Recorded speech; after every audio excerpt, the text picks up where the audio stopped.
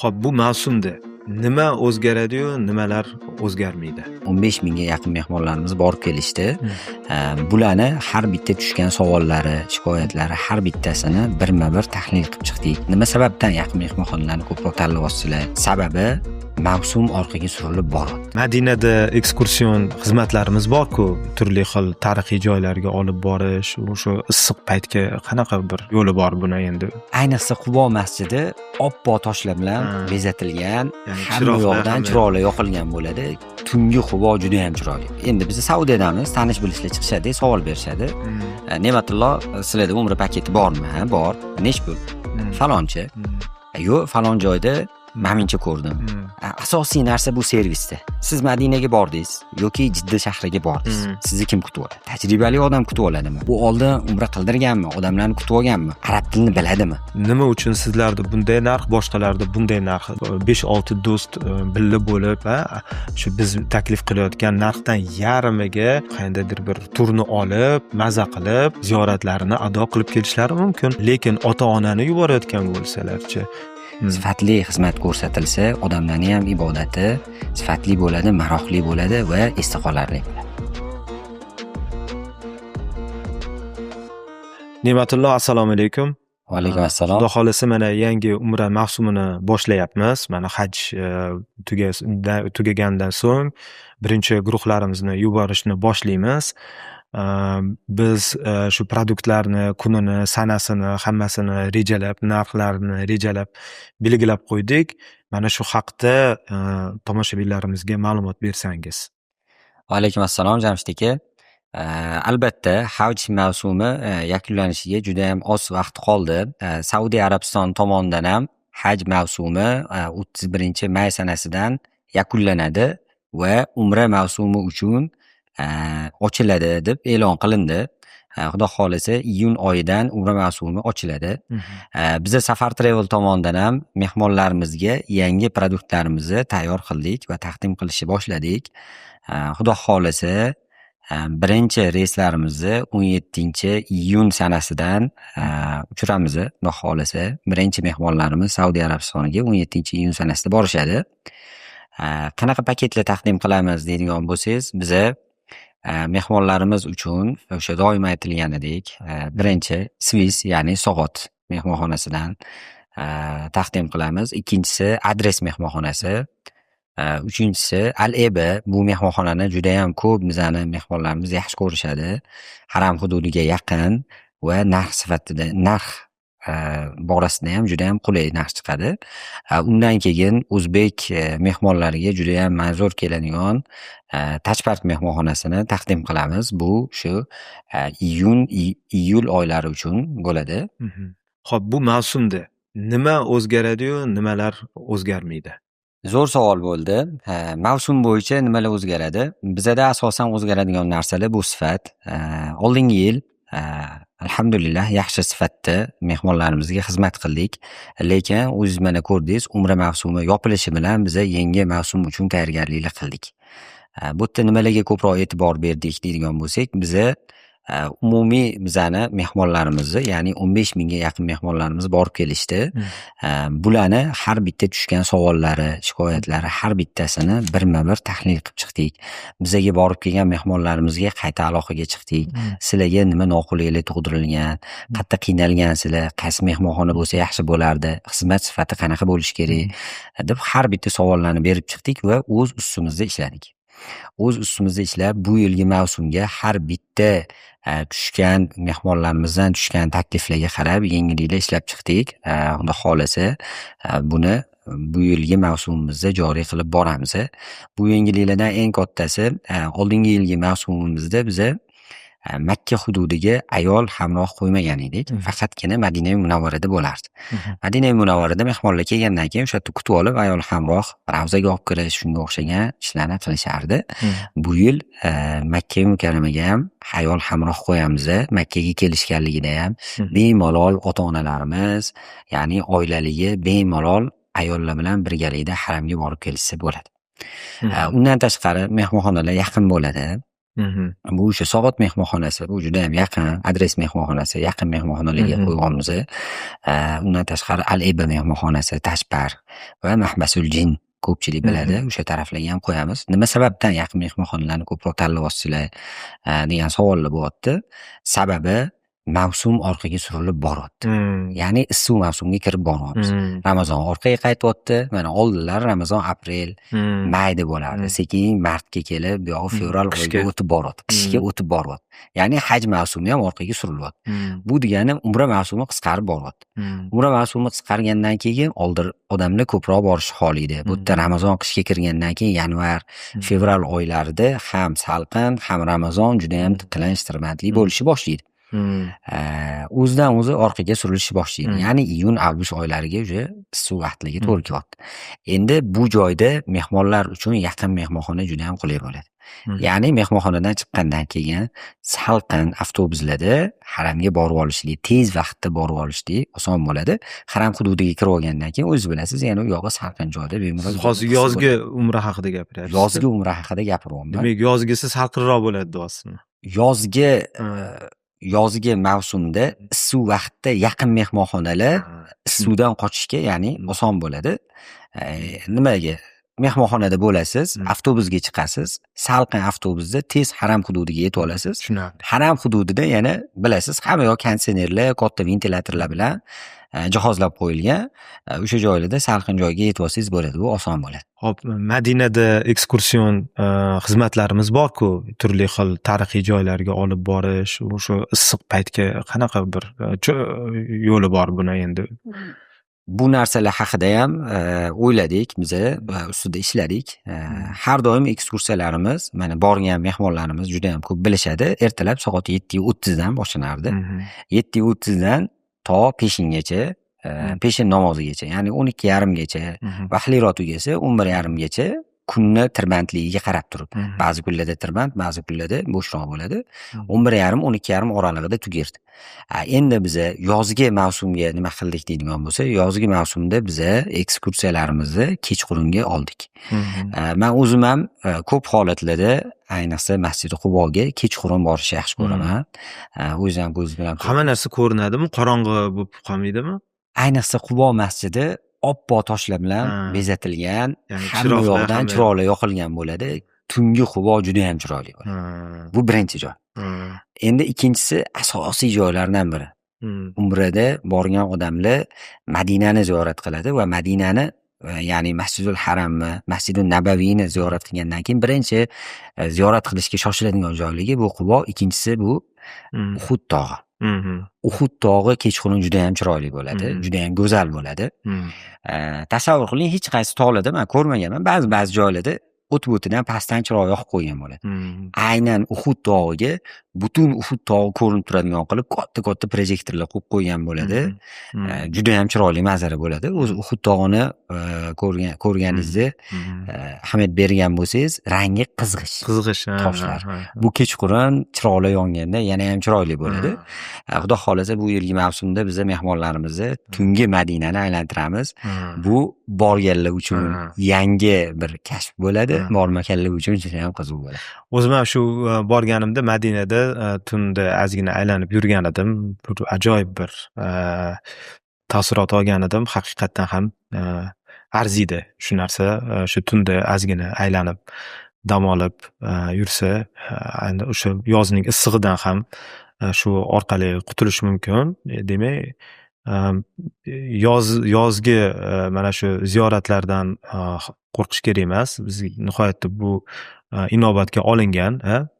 Bundan tashqari sog'liq masalasida xavotir olinadigan bo'lsa, biz mehmonlarimiz ketishlaridan oldin o'zlarini tibbiy bir xususiyatlari haqida xabar berishsa inobatga olinadi va undan tashqari bizning tibbiy xodimlarimiz doimo nazoratda, doimo xizmatda bo'lishadi. Bundan manimcha hozirgi aynan mana shu yozgi mavsumdan foydalanish kerak. Chunki odamlar ancha kamroq bo'ladi siz aytganingizdek va mana shunday tungi ekskursiyalar ham o'ziga xos bir jozibaga ega. Siz mana shu savolda aytdingiz, servis o'zgaradi dedingiz, lekin servis o'zgaradi deyilganda biz servisni yaxshilaymiz, to'g'rimi? Biz ya'ni bir ma'lum bir sifat darajasini biz mana shu mavsumda biz ko'rsata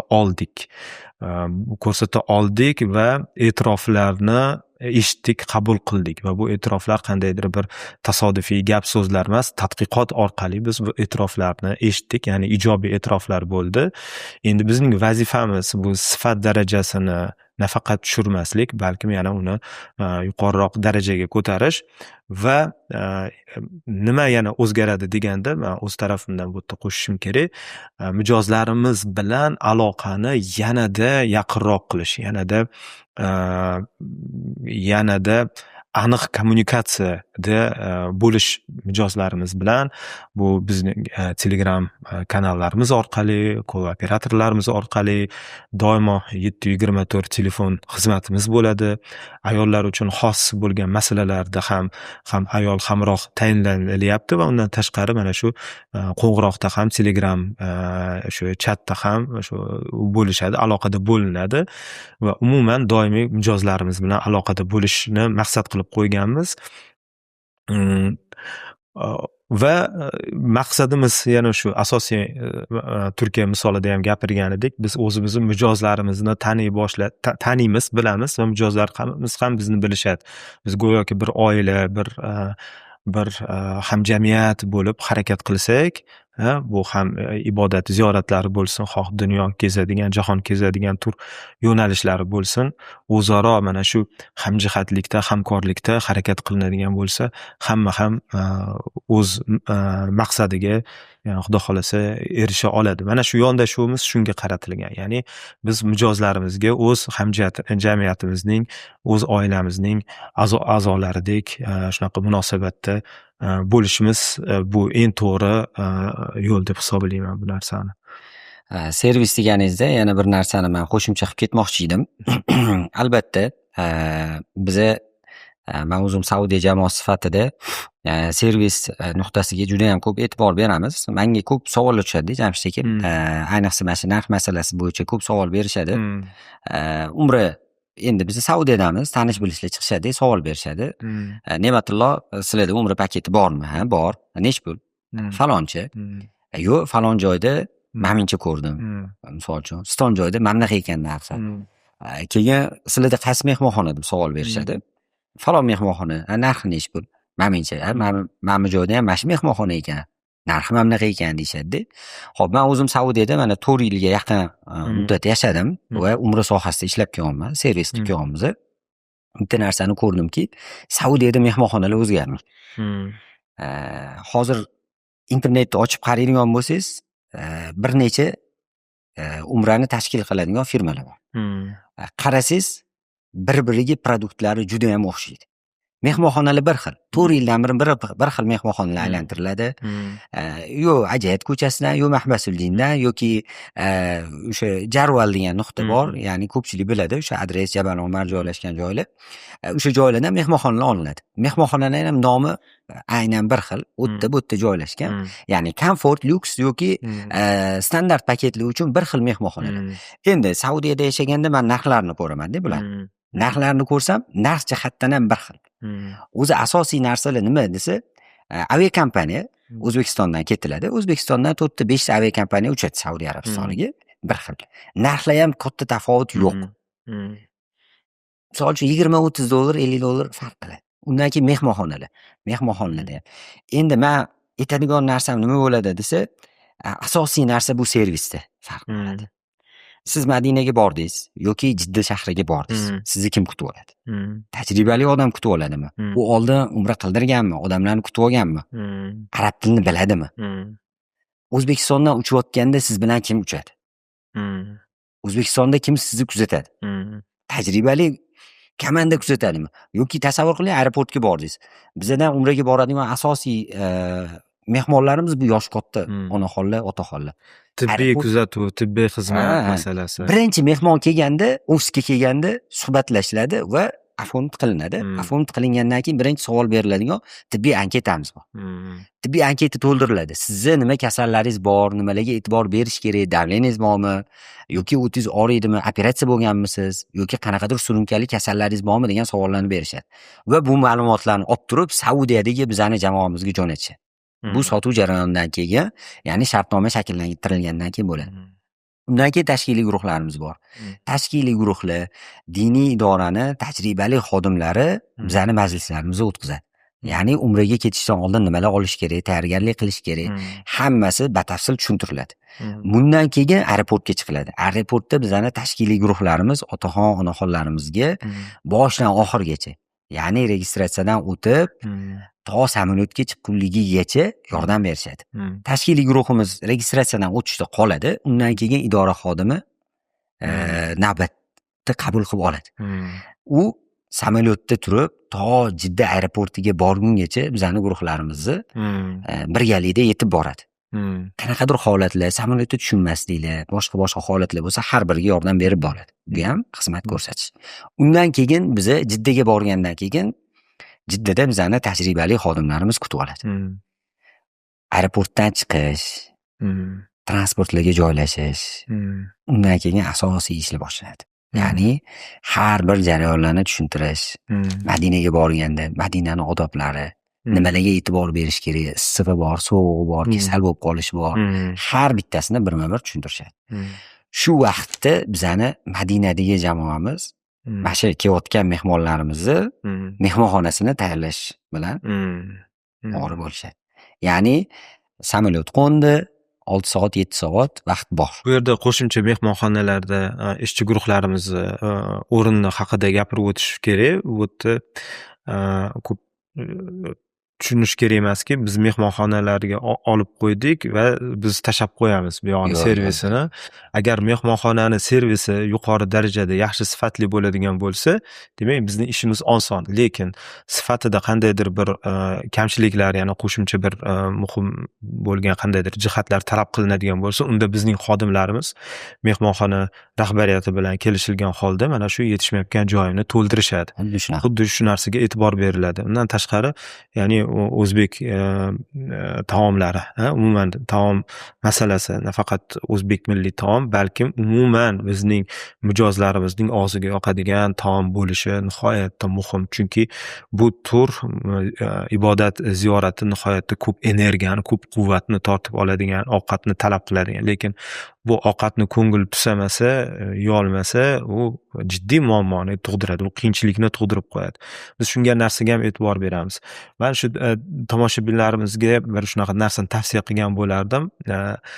Nima uchun sizlarda bunday narx, boshqalarda bunday narx deyilgan savolga biz boshqalar uchun javob bera olmaymiz. Boshqalarni o'rganib, boshqalarda bunday ekan, bunday ketsak, noto'g'ri bo'ladi, noto'g'ri ish bo'ladi. Biz faqat o'zimizni ko'rsatadigan xizmatlarimiz ichiga nima kirib o'tadi, shuni sanab ko'rsatib, aytib bera olamiz. Bu yerda Ne'matullo ayrimlarini, o'shanda ham juda ham aytganlari, juda ham umumiylashtirilgan holda, tafsilotlarini vaqtimiz cheklanganligi uchun aytmagan holda qisqacha qilib aytib o'tyaptilar. Call centerimiz bor. Call centerimiz nihoyat kuchli tayinlangan, doimo ular produkt haqida to'laqonli ma'lumot beriladi. Sotuv bo'limimiz bor. Mana shular bu siz qiziqayotgan paketning qiymatiga, shu narxiga nima kirishlikligi haqida maksimal informatsiya beriladi. Ana shu axborot, ma'lumot ostida siz bemalol boshqa kompaniyalardan muzokara yoki olib borayotganingizda yoki narxlarini, servislarni o'rganayotganingizda mana shular bilan solishtirib o'zingiz qaror qabul qilishingiz mumkin. Mana ba'zi bir mijozlar bor, ularga yuqori sifatli bir xizmat kerak emas. Mana yosh 5-6 do'st birga bo'lib, shu biz taklif qilayotgan narxdan yarmiga bir qandaydir bir turni olib, maza qilib, haqiqatdan o'zlari o'ylagandek ziyoratlarini ado qilib kelishlari mumkin. Lekin ota-onani yuborayotgan bo'lsalarchi yoki birinchi marta borilayotgan oila bo'lsachi, birinchi marta umrida birinchi marta dunyoga, jahonga, chet elga chiqayotgan insonlar bo'lsachi, ularga alohida e'tibor kerak, alohida munosabat, alohida bir qandaydir bir yondashuv, g'amxo'rlik ko'rsatilishi kerak bo'ladi.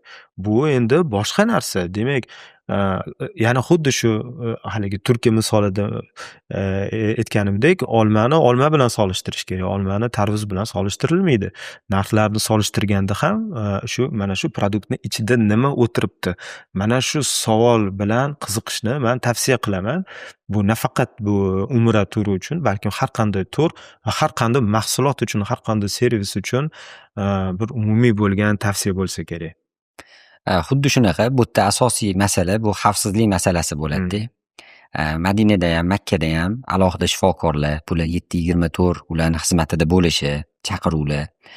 Undan tashqari, har bir o'sha Madina va Makkadagi shaharlarimizda alohida biz medpunktlar tashkil qilganmiz.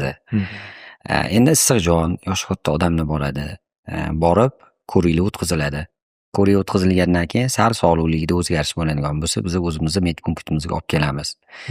U joyda hamma jihozlar bilan jihozlangan, yurakni EKG qilish anjomlari, undan tashqari ba'zida nafas olishga odamlar ozgina qiynaladi, shamollaydi, boshqa qiladi. U yerda o'sha konsentrator deymiz, havo berish jihozlari bilan jihozlangan. O'sha yerda davolaymiz. Undan tashqari yana bir narsani qo'shimcha qilib ketishimiz kerak. Ba'zi holatlarda kasal bo'lib qolishadi, mansiga olib borish kerak bo'ladi. Bizada tajribali ingliz tili, arab tilida juda ham bemalol yaxshi suhbatlasha oladigan xodimlarimiz bor. Bu doktor xodimlarimiz o'sha yerda qoladi, narigi xodimimiz ishga kiradi. Shu bemorimizni olib, manisiga olib borib, kerak bo'lsa o'sha davolanish kerak bo'lsa, Saudiyani o'sha страховка deymiz, insurance deymiz, o'sha sug'urtalari bo'yicha davolatib, yana qaytib tez ibodatga chiqib ketishligini taxminlashadi. Undan tashqari ayol hamrohimiz, bu Madinada juda ham ko'p e'tibor berishimiz kerak bo'lgan narsa. Ko'p holatlarda o'sha guruhlarda 50% ayollar, 50% erkaklar bo'ladi. Bilasizlar, Madinada ravzaga kiriladi. Ravzaga kirganda erkaklarimiz bilan birga 50 boshlar kirishadi. Mana o'zingiz ham yaqinda borganda kirdingiz, juda ham kichkina joy, odam tiqilinch bo'ladi. U yerda ravza xodimlari tez-tez u yoqqa bu yoqqa haydab turib chiqazib yuboradi. U yerda ba'zilar kirib 2 rakat namoz o'qishga ulguradi, duosini qilishga ulguradi, ba'zilar ozgina hayajonda chiqib ketib qoladi.